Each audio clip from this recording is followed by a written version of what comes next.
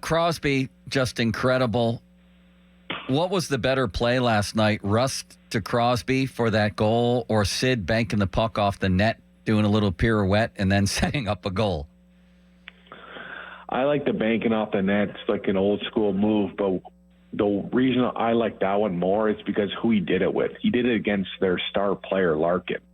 Like he made him look silly doing that against them, and to have that talent to pick it up, the little, chip sauce pass to Rusty, like those are such elite moves. It's scary, those things. It's hard to teach those things that quick with that kind of intention. So that move was the one that I thought was maybe the highlight of the night. Yeah, I mean, we were talking about the last couple of games. There's starting to be a little leakage with your goalie. Would you play Tristan Jarry against Boston? I would. I think one, like, Ned's been great. I think he's made some big saves, and the one thing he's doing, like, he's not playing unreal, but what he's doing, he's making timely saves, and maybe not so much last night, but over, the last 10-game span, I thought he's making some really timely saves that maybe Jarry doesn't make on a consistent basis. But I still think for them to get in the playoffs, they need their goalie to steal a game. And right now, Ned hasn't stolen a game from him.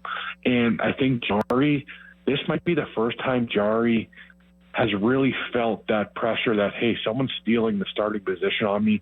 And I hope there's some real healthy competition there, and that he gets in there and he tries to really show them that he's their guy. But I definitely would start Jarry next game because I want to see what he does with his opportunity. Man, the way the Penguins protected that lead, I think, left everybody, on the floor last night, Tyler. It was hard to imagine what Carlson was thinking on when he pinched on that play that led to a goal.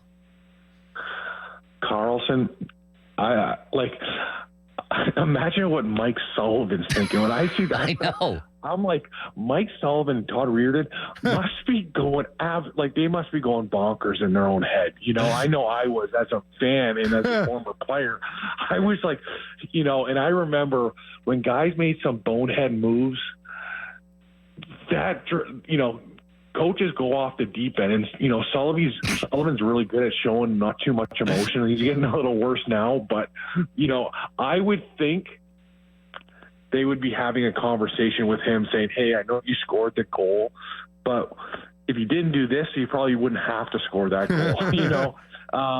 But yeah, I always think of how the coach would see, because again, we have the lead, you pinch, and it's like there's no need for it. Again, defense is what wins championships, not offense.